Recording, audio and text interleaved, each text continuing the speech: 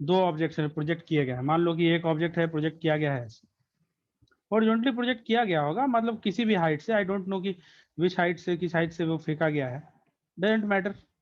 मान लो कि ये जो है वो आपका पहला प्रोजेक्ट, पहला जो एक ऑब्जेक्ट है उसे प्रोजेक्ट किया गया, और ये दूसरा ऑब्जेक्ट है उसे प्रोजेक्ट किया गया, U2 है। U1 और U1:U2 दोनों का रेशियो जो दिया हुआ है वो आपको दिया हुआ है 1:2। ठीक है, चलो अच्छी बात है भाई। इतना तो तय है कि हॉरिजॉन्टल है अगर, तो वर्टिकल वेलोसिटी तो 0 होगी। अच्छा, रेंज का फॉर्मूला याद है ना सबको? रेंज बराबर क्या होता था, याद है? U इंटू √2h/g होता था, अगर मैं h हाइट लेता था तो मैं पहला ऑब्जेक्ट मान लो कि यहाँ एक ऑब्जेक्ट जो है मान लो यहाँ गिरा, दूसरा ऑब्जेक्ट जो है मान लो जो भी है आपका यहाँ गिरा, जो भी है, तो R1:R2 निकाल सकते हैं ना हम लोग? क्या R1:R2 निकाला जा सकता है? मेरी आवाज आ रही है सभी को? हाँ सर। Yes sir. तो R1:R2 अगर निकालने के लिए बोलेगा मुझे, तो क्या करूंगा, U1 इंटू √2h/g, हाइट अगर कुछ अलग अलग थोड़ी का बोला है, हाइट तो कुछ बोला ही नहीं है, तो सेम मान सकते हैं हाइट, और U2 इंटू √2h/g कर सकते हैं, ये खत्म हो गया। फाइनली क्या आ गया, U1/U2 आ गया। तो रेंज का हाइट क्या आ गया, यस सर। वन, जो U1/U2 का हाइट है, मतलब जो रेशियो है वही रह जाएगा। अच्छा, मैक्सिमम टाइम ऑफ फ्लाइट की बात करते हैं। टाइम ऑफ फ्लाइट का फॉर्मूला क्या था, √2h/g था ना, तो दोनों का हाइट तो सेम ही है ना, दोनों के लिए टाइम ऑफ फ्लाइट तो वही होगा ना, क्योंकि हॉरिजॉन्टल प्रोजेक्टाइल का केस है। √2h/g, दूसरे के लिए भी टाइम ऑफ फ्लाइट तो वही रह जाएगा ना, √2h/g, बच गया 1:1 रेशियो, कोई दिक्कत। ये क्वेश्चन नंबर 4 था, जो असाइनमेंट जो मैंने भेजा था आपको जो सोल्व करने के लिए, उसमें ये दिया हुआ है। और किन्हीं का कोई डाउट है तो बोल सकते हैं, किन्हीं का और कोई डाउट है? ये क्लियर हुआ? जिनका भी डाउट है तो चैट में मुझे बता दें क्लियर हुआ है या नहीं।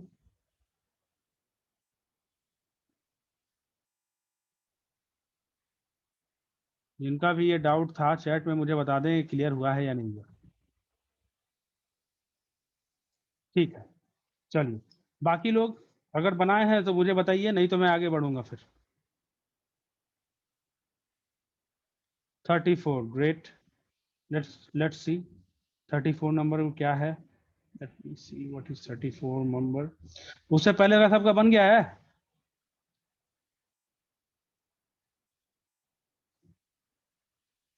थर्टी फोर फिजिक्स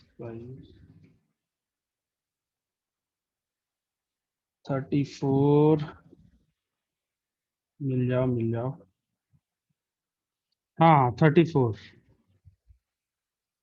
ग्रेट, ये अच्छा सवाल है। मैं उम्मीद कर रहा था कि 34 35 मुझे मुझे कोई पूछे, जो कोई पूछेगा तो पूछा है, यानी बनाए होगे। चलिए ठीक है, देखिए 34 और 36 की बात कर लेते हैं। देखिए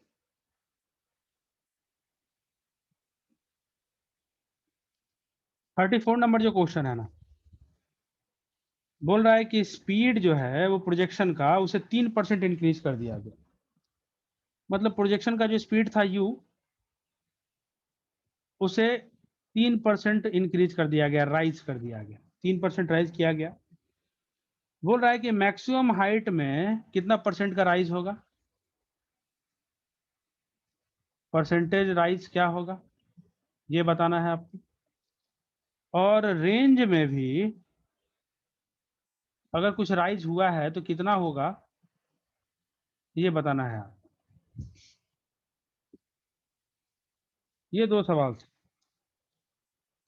ठीक है, कितना राइज हुआ है इसके बारे में चर्चा की जाएगी। पहले मुझे बताओ एच मैक्स बराबर क्या होता है। जनरली ये बात की जा रही है किस तरह के प्रोजेक्टाइल के लिए, हॉरिजॉन्टल के लिए नहीं, ऑब्लिक प्रोजेक्टाइल के लिए बात की जा रही है। कुछ एंगल थीटा बना रहा है, ठीक है, तो मुझे बताओ कि एच मैक्स का फॉर्मूला क्या होता है, तो बता सकते हैं एच मैक्स का फॉर्मूला क्या है? U² sin² θ/2। Great, good. अगर थीटा कांस्टेंट है, 2g कांस्टेंट है, तो एच और यू स्क्वायर में क्या संबंध है? h directly proportional to u square है या नहीं? ठीक है, h directly proportional to u square है। समझ में आ रही बात?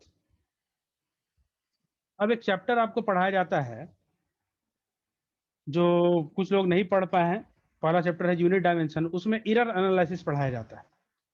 एरर एनालिसिस, उस एरर एनालिसिस में ये बताया जाता है कि अगर कोई फिजिकल क्वांटिटी है, इसको मैं लिख सकता था something constant k into you square, मतलब इस पूरे को मैं k अगर मान लूं तो इसको मैं लिख सकता था h बराबर k स्क्वायर। तो उस एरर एनालिसिस में आप क्या पढ़िएगा, मैं उसके बारे में बता देता हूँ। एरर एनालिसिस में आप ये पढ़ेंगे कि अगर कोई फिजिकल क्वांटिटी है लाइक h और किसी दूसरे फिजिकल क्वांटिटी पर इस रिलेशन से डिपेंड कर रही है, और इस फिजिकल क्वांटिटी पे जिसपे कि ये फिजिकल क्वांटिटी डिपेंड कर रही है, जैसे कि यहाँ पर u पे डिपेंड कर रहा है, यहाँ पर h, तो ये u जो आप देख रहे हो, अगर इस u में परसेंटेज चेंज 2% से 5% के बीच अगर रहे, 2% से 5% के बीच अगर ये चेंज रहे, अगर परसेंटेज चेंज 2% से 2% से 5% के बीच अगर चेंज रहे, अगर ऐसा होता है कि 2% से 5% के बीच अगर ये चेंज है, तो उस कंडीशन में आप परसेंटेज चेंज इन h बराबर 2 इंटू, मतलब जो पावर आएगा वो पावर से गुना कर सकते हैं, किसमें? परसेंटेज चेंज इन यू से।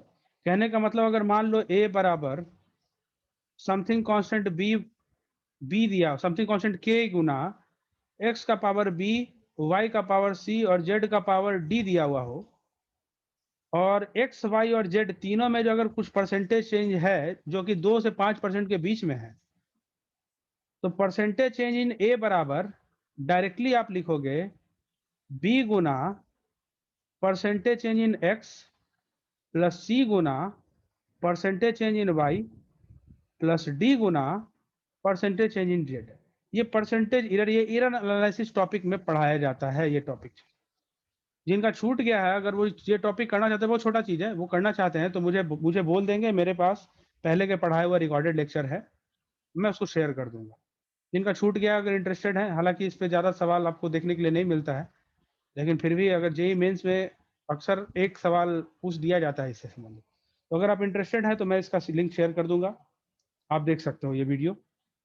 तो उसी कॉन्सेप्ट के आधार पर अभी सवाल में कितना दिया हुआ है, यू में परसेंटेज चेंज कितना दिया हुआ है? 3% दिया हुआ है, और साफ तौर पर दिख रहा है ये 2 से 5% के बीच में है ना? 2 से 5% के बीच में ये परसेंटेज चेंज है या नहीं? तो यस सर। यहाँ पर परसेंटेज चेंज इन एच अगर लिखना होगा तो यहाँ पर ये तो कांस्टेंट के की तो बात ही नहीं करनी है, जो चेंज हो रहा है उसकी बात करनी है। तो ये लिखेंगे 2 गुना परसेंटेज चेंज कितना है? 3% है, तो फाइनली परसेंटेज चेंज क्या हो जाएगा? 6% हो जाएगा। तो percentage change in maximum height आपके पास हो जाएगा 6%, क्योंकि ये मैक्सिमम हाइट यू पर डिपेंड कर रहा है पावर 2 से, तो परसेंटेज चेंज में 2 से गुना हो जाएगा। उसी तरह से रेंज के लिए भी पता है, रेंज के लिए फॉर्मूला होता है u square sine 2 theta upon g, और आपको ये भी पता है कि ये सब कांस्टेंट है, थीटा कांस्टेंट है, जी कांस्टेंट है, तो फिर से आर और यू में रिलेशन आपको दिख गया, पावर 2 है, मतलब यू में परसेंटेज चेंज अगर 3 होगा तो आर में परसेंटेज चेंज क्या हो जाएगा? 2 गुना 3% यानी कि 6%, वही आंसर भी है। देख लीजिए आप, है कि नहीं है या नहीं है, ये बताइए। ठीक है, कोई दिक्कत?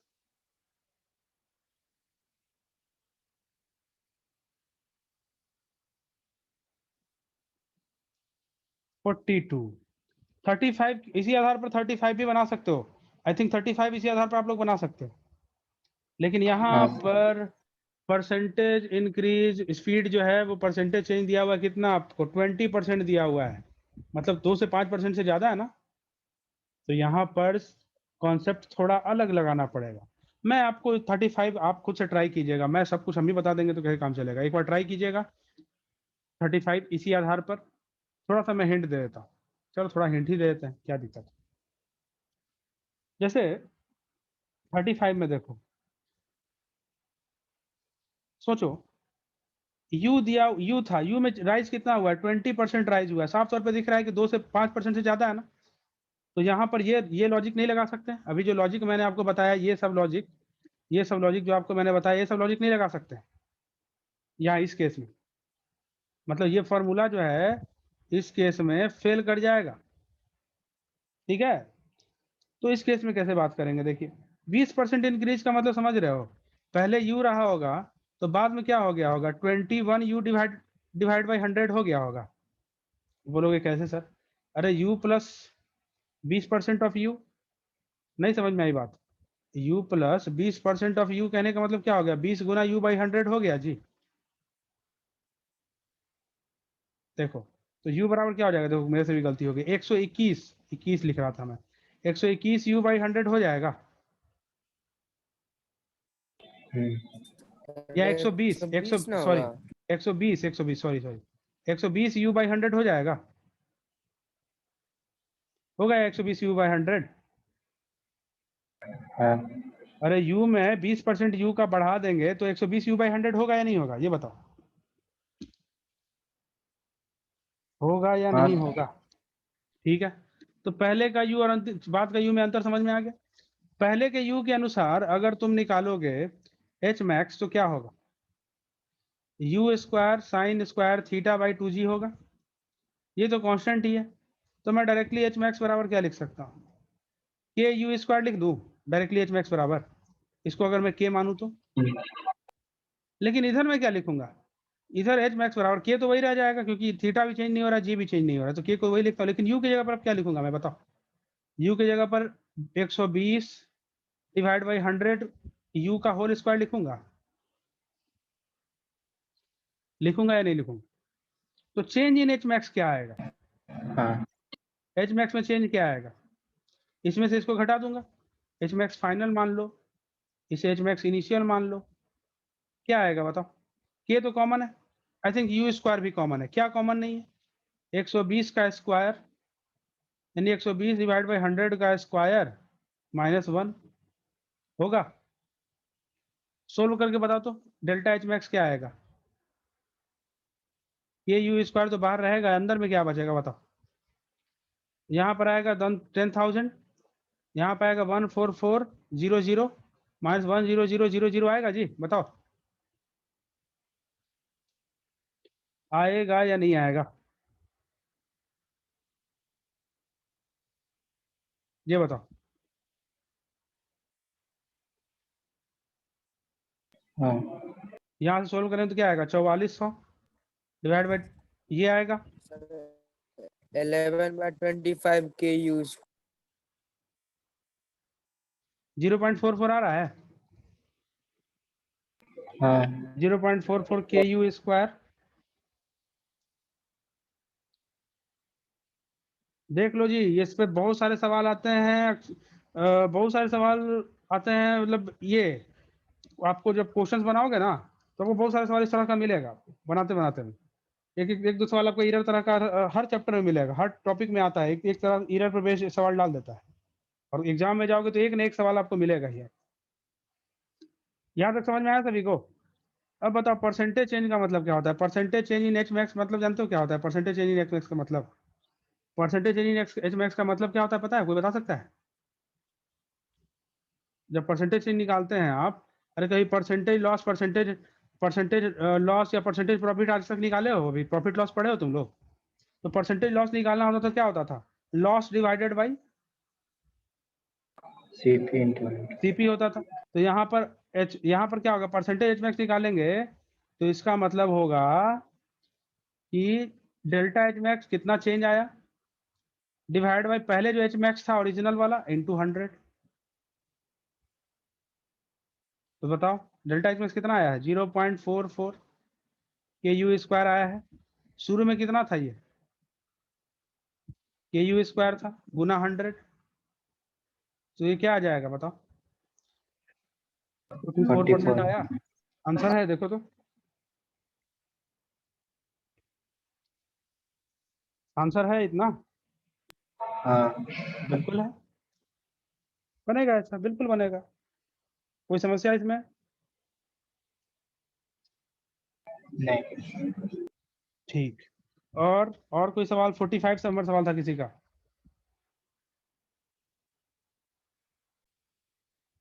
45 नंबर था जी, क्या था देखने दो। 42। Sir, 42. देखने दो 42। अरे बच्चा, काइनेटिक एनर्जी, देखो काइनेटिक एनर्जी का के बारे में पढ़ाया तो नहीं हूँ अभी मैं, लेकिन 9th में तो पढ़े होगे ना काइनेटिक एनर्जी के बारे में। उस आधार पर नहीं बना सकते हो। क्या बोल रहा है? Find the expression for momentum and kinetic energy of projectile at its top most point when it's the initial momentum of the kinetic P not and के नॉट एक्सपेक्टेड। अरे भाई, दिया हुआ है शुरू में, मान लो कोई प्रोजेक्टाइल है, देखो अब टॉप मोस्ट पॉइंट पर तुमसे पूछ रहा है, मतलब सिंपल बात है कि ऑब्लिक प्रोजेक्टाइल तो होगा, उसी के बारे में पूछ रहा होगा। हॉरिजॉन्टल प्रोजेक्टाइल में टॉप मोस्ट पॉइंट आता है क्या? टॉप मोस्ट पॉइंट से तो उसको फेंका ही जाता है। सिचुएशन ऐसा ही रहा होगा ना, तो यहाँ से फेंका गया होगा, ऐसे गया होगा क्या जी, इस तरीके से ऐसे जा रहा होगा, इस तरीके से ऐसे जा रहा होगा, ये बिल्कुल ये। अब इसके बारे में बोला कि शुरू में मोमेंटम है पी नॉट। अब मान लो कि ये थीटा एंगल है भैया, सोच लो, और इसकी वेलोसिटी यू दी हुई नहीं है, मान लिया यू वेलोसिटी है, लेट, तो और मास जो है एम मान लिया, हालांकि नहीं दिया हुआ है लेकिन मान तो सकते हैं ना, एम मास, मान सकते हैं या नहीं मान सकते? तो पी नॉट बराबर क्या होगा? एम टू यू, सुने हो कभी मोमेंटम बराबर मास गुना वेलोसिटी? 9th में पढ़ा होगा आप लोगों ने, मोमेंटम बराबर। तो शुरू में दिया हुआ है, ये दिया हुआ है आप, पी नॉट दिया हुआ है कि पी नॉट है शुरू में मोमेंटम, और काइनेटिक एनर्जी बराबर सुने हो, हाफ एम वी स्क्वायर सुने हो, तो हाफ एम यू स्क्वायर होगा, शुरू में काइनेटिक एनर्जी भी दिया हुआ है। समझ में आ रही बात? कुछ पहले पढ़ रही है बात या नहीं? आपसे पूछ रहा है क्या कि टॉप मोस्ट पॉइंट पर बताइए काइनेटिक एनर्जी क्या रही होगी, टॉप मोस्ट पॉइंट पर काइनेटिक एनर्जी और मोमेंटम बताइए। टॉप मोस्ट पॉइंट पर वेलोसिटी किधर की तरफ होती है पता है ना? टॉप मोस्ट पॉइंट पर हॉरिजॉन्टल हो जाती है वेलोसिटी, मतलब शुरू में अगर वेलोसिटी इसकी अगर यू रही होगी तो हॉरिजॉन्टल डायरेक्शन में ये रही होगी यू कॉस थीटा, तो यहाँ पर टॉप मोस्ट पॉइंट पर वेलोसिटी यू कॉस थीटा ही रहती है, पता है ना? क्योंकि वर्टिकल डायरेक्शन में वेलोसिटी 0 हो जाती है, ऐसा तो पता है आपको, बता चुका हूँ। टॉप मोस्ट पॉइंट पर सिर्फ इधर की तरफ वेलोसिटी होती है, और वही वेलोसिटी होती है जो हॉरिजॉन्टल डायरेक्शन में होती है, यानी कि u बराबर यही बच रहा होता है, यू एक्स के बराबर नहीं। अब u cos थीटा अगर पता चल जाए आपको कि क्या होगा, तो उसमें हम लोग मोमेंट मास से मल्टीप्लाई कर दे तो एम यू कॉस थीटा हमारा आंसर हो जाएगा p एट टॉप पॉइंट पर, टॉप मोस्ट पॉइंट पर। तो हमें यही निकालना है, यही तो निकालना है हम लोग को, समझे? यही हम लोग को निकालना है। कौन जुड़ा हुआ है भाई?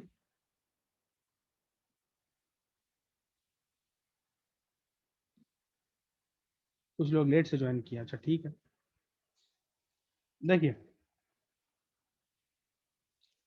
तो एट टॉप मोस्ट पॉइंट पर ये हो गया, ठीक है, सही बात है भाई। P eight top most point पर आपको निकालना है एम यू कॉस थीटा। कैसे निकलेगा सोचो, क्या किया जाए कि आप ये निकाल लो। अच्छा सोचो, यहाँ पर कितना था इनिशियली, कितना था? एम यू था या नहीं था? इनिशियली एम यू था, अगर यू वेलोसिटी मानता, इनिशियल मास मानता एम, तो एम यू हो जाता। एम यू को ही पी नॉट लिख रहे थे ना, और हमें इस पॉइंट पर क्या होता है, इस पॉइंट पर मोमेंटम क्या होता है? एम यू कॉस थीटा होता। तो एम यू को तो तुम क्या माने हो? पी नॉट माने हो ना, तो P बराबर तुम पी नॉट कॉस थीटा नहीं लिख सकते हो, तो निकल गया तुम्हारा आंसर, टॉप मोस्ट पॉइंट पर momentum p not cos theta. दिया हुआ क्या क्या था तुमको? दिया हुआ था p not m into u के बराबर होगा, जिसमें मास है एम, यू है इनिशियल वेलोसिटी, दोनों मैं माना हूं कि दोनों एम और यू है, ठीक है। टॉप मोस्ट पॉइंट पर वेलोसिटी हो जाएगी यू कॉस थीटा, तो टॉप मोस्ट पॉइंट पर मोमेंटम क्या हो जाएगा? M u cos theta, total velocity into mass. तो एम यू तो आपका पी नॉट था, तो पी नॉट और कॉस थीटा, सिंपल। तो ये मोमेंटम निकल गया। अब काइनेटिक एनर्जी के बारे में आता है। टॉप मोस्ट पॉइंट पर वेलोसिटी कितनी है? यू कॉस थीटा, है या नहीं है? अब मैं आप लोग को ये जानकारी अगर नहीं होगी तो मैं बता देता हूं कि काइनेटिक एनर्जी बराबर फॉर्मूला आप लोगों ने सुना है कि नहीं सुना पता नहीं, P square divide by 2m सुना है काइनेटिक एनर्जी बराबर? कभी सुने हो? Yes, sir. काइनेटिक एनर्जी बराबर पी स्क्वायर बाई 2m।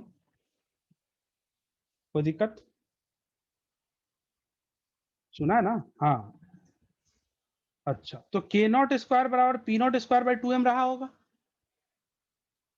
अब बोलोगे सर ये कहाँ से आ गया? देखो ना, काइनेटिक एनर्जी बराबर, अगर मैं हाफ एम बी स्क्वायर होता है ना, तो हाफ एम स्क्वायर भी स्क्वायर गुना 1/m कर दूं, तो वो अंतर कुछ पड़ेगा क्या? लेकिन इसे फायदा हो जाएगा, यही तो पी होता है मोमेंटम। तो के बराबर ये पी का स्क्वायर हो जाएगा, एम स्क्वायर भी स्क्वायर पी स्क्वायर, तो ये लग हो जाएगा ना पी स्क्वायर बाई 2m। तो काइनेटिक एनर्जी बराबर पी स्क्वायर बाई 2m होता है। ये भी होता है ना, ये आप पढ़े होंगे 9th में, नहीं पढ़ा है तो मैं यहाँ पर दिखा दिया आपको कि m इंटू भी मोमेंटम, दोनों का स्क्वायर कर दोगे तो मोमेंटम का स्क्वायर, और m से डिवाइड यहाँ पर कर दिया हूँ ताकि ये हाफ एम बी स्क्वायर ही रहे, क्योंकि m से स्क्वायर कट जाएगा और हाफ एम बी स्क्वायर ही बचेगा। काइनेटिक एनर्जी बराबर हाफ एम बी स्क्वायर ही तो होता है, सिंपल बात है। तो मैं मेंटेन करके रखा हूँ, m से डिवाइड कर दिया, तो इससे फायदा क्या हुआ? इससे आप m निकाल सकते हो, m बराबर लिख सकते हो पी नॉट स्क्वायर बाई 2 के नॉट लिख सकते हो m बराबर। अब बोलोगे सर इसको निकाल के क्या फायदा हुआ? इसको निकाल कर ये फायदा हुआ सर जी कि आप P बराबर लिख सकते हो, ये सॉरी, फाइनल काइनेटिक एनर्जी बराबर आप लिख सकते हो। फाइनल काइनेटिक एनर्जी बराबर आप क्या लिखोगे? ये जो इस पॉइंट पर जो काइनेटिक एनर्जी है, इस पॉइंट पर काइनेटिक एनर्जी अगर लिखने के लिए बोलेगा तो काइनेटिक एनर्जी बराबर क्या लिखोगे आप? उस पॉइंट पर हाफ गुना मास गुना उस पॉइंट पर जो वेलोसिटी है u cos थीटा का होल स्क्वायर, आप ये लिखोगे। या फिर आप क्या लिखोगे? उस पॉइंट पर जो मोमेंटम है, मोमेंटम का स्क्वायर डिवाइड बाई 2m लिखोगे, यही लिखोगे ना आप उस पॉइंट के लिए। अब सोचो कि k बराबर, इस पॉइंट पर तो मोमेंटम निकाल ही चुके हैं, क्या निकाले हम लोग? ये निकाले हैं ना, ये उस पॉइंट पर मोमेंटम, तो ये क्या हो जाएगा? P not square cos square theta और डिवाइड बाई 2 इंटू एम। क्या निकाले हम लोग? m बराबर निकाले यहाँ से, तो हम उसका वैल्यू रख देते हैं। क्या रख दोगे? P not square divided by 2 के नॉट। तो फाइनली सोल्व करें क्या मिलेगा? ये तो कट गया, ये भी कट गया, फाइनली क्या मिलेगा? के नॉट कॉस स्क्वायर थीटा मिलेगा। देख के बताओ, तो आंसर मिल गया, P बराबर पी नॉट कॉस थीटा और के बराबर के नॉट कॉस स्क्वायर थीटा। आ गया आंसर, बहुत बड़ा चीज थोड़ा ही था, बेसिक का कुछ जरूरत था बस। और कोई डाउट है किसी का? और किसी का कोई डाउट अभी तक के जो असाइनमेंट में दिया था सोल्व करने के लिए, उसमें किसी भी तरह का डाउट?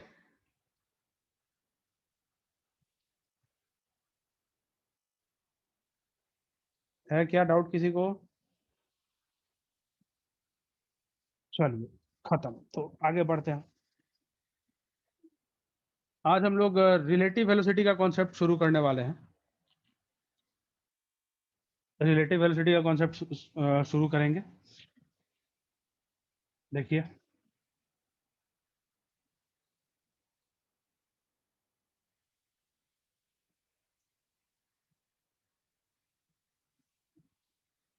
रिलेटिव वेलोसिटी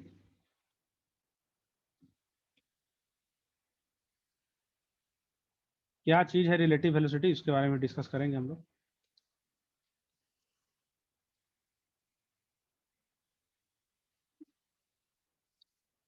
देखिए, रिलेटिव वेलोसिटी है क्या?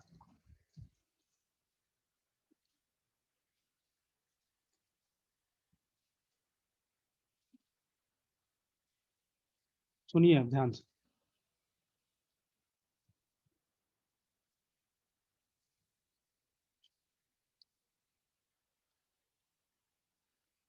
देखिए, क्या है रिलेटिव वेलोसिटी? अगर रिलेटिव वेलोसिटी की अगर बात करें तो रिलेटिव वेलोसिटी समझने के से पहले एक दो चीज समझना पड़ेगा। मैं पहले भी मोशन जब डिस्कस कर रहा था इस बात के बारे में चर्चा किया था। एक दो एग्जांपल से इसको क्लियर करेंगे। अगर रिलेटिव ये एग्जांपल समझ में आ जाएगा तो रिलेटिव वेलोसिटी आसानी से समझ में आ जाएगी। मान लो कि एक बस है, ठीक है, और इस बस में एक पर्सन बैठा हुआ है, ये ठीक है, ये पर्सन बैठा हुआ है इस बस में। ये बस ए है और ये एक दूसरी बस है, ये बस बी है, ठीक है। इसमें भी कोई पर्सन बैठा हुआ होगा, बैठा या खड़ा हुआ मान सकते हैं, पर्सन बी। कोई दिक्कत? अब अलग अलग सिचुएशन में पूछ रहा हूं, सुनिए। एक तीसरा पर्सन भी है जो कि ग्राउंड पर है, उसको मैं जी मान दे रहा हूं। अब मुझे बताइएगा कि अगर मैं ये ग्राउंड वाला बंदा अगर देख रहा हूं कि ये बस इधर की तरफ जा रही है 10 मीटर पर सेकंड से, और ग्राउंड वाला बंदा जो इसको देखे तो ये बस दिखे ये जा रही है 5 मीटर पर सेकंड से इधर की तरफ। ध्यान से सुनना मैं क्या बोल रहा हूँ। ये 5 किसके कहाँ से देखने पर है? तो मैं इसे लिखूंगा velocity of A with respect to ground. इसका मतलब होता है velocity of A with respect to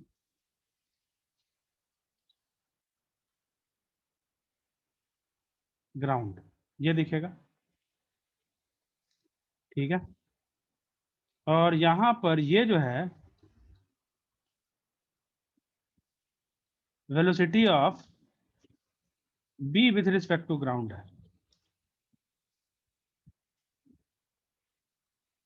ठीक है। B with respect to ground है। तो मुझे आप बताइए कि इसका मतलब मैं लिख देता हूँ यहाँ पर, ये है velocity of B with respect to ground. इसका मतलब समझ रहे हो इस स्टेटमेंट का मतलब, कि ग्राउंड से देखने पर बी की वेलोसिटी और ये है ग्राउंड से देखने पर ए की वेलोसिटी। मुझे बताइए कि अगर ए पर, ए में जो आदमी बैठा हुआ है उसे बी किधर की तरफ जाता है वो देखेगा, ऊपर नीचे आगे पीछे किधर?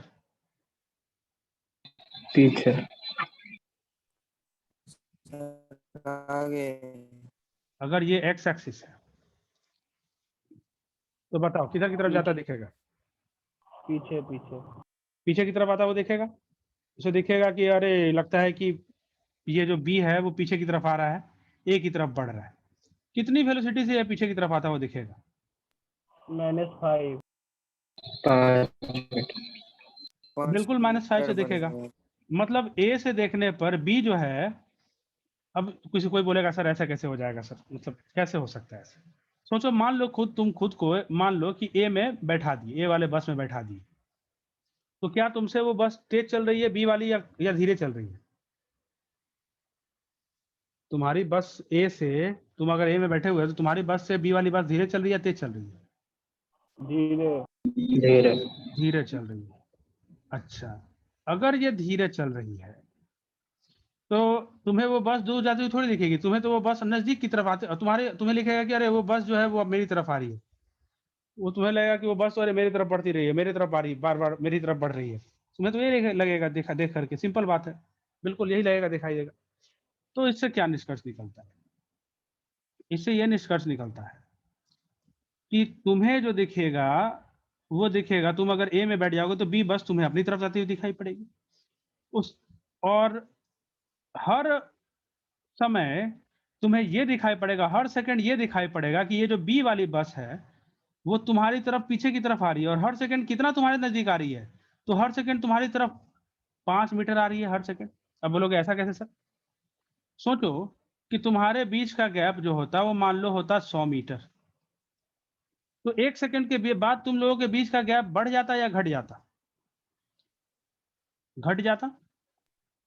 तुम तो 10 ही चलते आगे, तुम तो आगे 10 चलते, लेकिन तुम्हारी ये वाली बी वाली बस जो है वो आगे 5 ही चलती, तो गैप घट जाता। और घट जाता तो कितना घटता हर सेकंड की गैप? 5 मीटर घटता ना हर सेकंड 5 मीटर घटता। तो तुम्हें ए से देखने पर ये बस हर समय हर सेकंड 5 मीटर ए की तरफ आती हुई दिखाई पड़ती। समझ में आ रही बात?